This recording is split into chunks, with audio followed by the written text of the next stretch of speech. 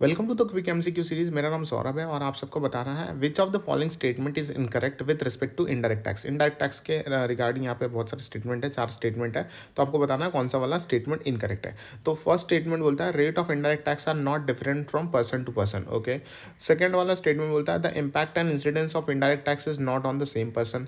Third वाला statement बोलता है indirect taxes are not income based taxes but supply based tax. And last वाला statement जो है indirect tax progressive nature. So indirect tax जो है वो प्रोग्रेसिव नेचर होता है क्या? नहीं, इनडायरेक्ट टैक्स प्रोग्रेसिव नेचर नहीं होता। This is incorrect statement. तो अगर हम कंपेयर करते हैं डायरेक्ट टैक्स और इनडायरेक्ट टैक्स के बीच में, तो meaning of direct tax is if a tax जो लेवी किया जाता है ऑन इनकम और wealth of a person, it is paid by that person और his office directly to the government, it is called as a direct tax, उसे direct tax बोला जाएगा। लेकिन इनडायरेक्ट टैक्स में क्या होता है? अगर टैक्स लेवी किया जा रहा है गुड्स या फिर सर्विसेज के ऊपर of a person is collected from the buyer by another person, seller collect कर रहा है और पे किया जाता है by him in the government, it is called as by him to the government, it is called as indirect tax. अब incidence and impact की अगर हम बात करते हैं तो जो पैसा जो पर्सन पैसा कमाता है उसी पे वो डायरेक्ट टैक्स लगेगा। Fall on the same person impose on the income of person and paid by the same person, जिसने इनकम कमाया उसी के ऊपर यहाँ पे टैक्स लग जाता है।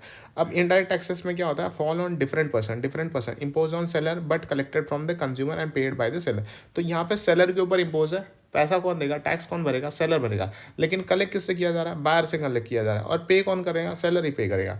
अब बर्डन यहाँ पे क्या होता है? More income tax attract more income attract more income tax. जितना ज़्यादा इनकम होगा उतना ज़्यादा इनकम टैक्स होगा। और इसलिए यहाँ पे क्या बोला जाता है? इनकम टैक्स को प्रोग्रेसिव नेचर बोला जाता है। अब यहाँ पे इनडायरेक्ट टैक्स में क्या होता है? जो रेट ऑफ टैक्स जो है वो फ्लैट होते हैं, सारे इंडिविजुअल के ऊपर फ्लैट होते हैं, क्योंकि यहाँ पे गुड्स एंड सर्विस के ऊपर है। So more income therefore more income individual pay less and lesser portion of their income as a tax. तो जिसके पास ज़्यादा इनकम है वो कम टैक्स भरेगा, क्योंकि यहाँ पे अगर हम परसेंटेज वाइज देखें तो वो कम टैक्स भर रहा है। तो टैक्स बर्डन जो है यहाँ पे रिग्रेसिव नेचर होता है। अब यहाँ पे टैक्स डिवीजन की बात करते हैं तो यहाँ पे टैक्स डिवीजन पॉसिबल है। अब इनडायरेक्ट टैक्सेस में जो है वो टैक्स डिवीजन यहाँ पे ज़्यादा डिफिकल्ट होता है, टैक्स डिवीजन डिफिकल्ट होता है एज अगर हम बाहर के पॉइंट ऑफ व्यू से सोचें। अब इन्फ्लेशन की बात करते हैं। इन्फ्लेशन में क्या हो रहा है? तो यहाँ पे डायरेक्ट टैक्स जो है होता है वो हेल्प करता है रिड्यूसिंग द इन्फ्लेशन, इन्फ्लेशन कम करता है। लेकिन इनडायरेक्ट टैक्सेस क्या करता है? कॉन्ट्रीब्यूट करता है इन्फ्लेशन बढ़ाने में। ओके। शिफ्टेबिलिटी की अगर बात करते हैं तो यहाँ पे shift can not be shifted, burden यहाँ पे शिफ्ट नहीं किया जा सकता। डायरेक्ट टैक्स में burden can not be shifted, लेकिन इनडायरेक्ट टैक्स में यहाँ पे burden can be shifted. Example की अगर हम बात करते हैं तो डायरेक्ट टैक्स में आता है income tax, wealth tax, capital gain tax, security transaction tax, perquisite tax, ये सारे पार्ट बनते हैं डायरेक्ट टैक्स में। और यहाँ पे अगर इनडायरेक्ट टैक्स की बात करते हैं तो जीएसटी है, कस्टम है, एक्साइज है, these are the part of indirect taxes. So these are the difference between the direct tax and indirect tax.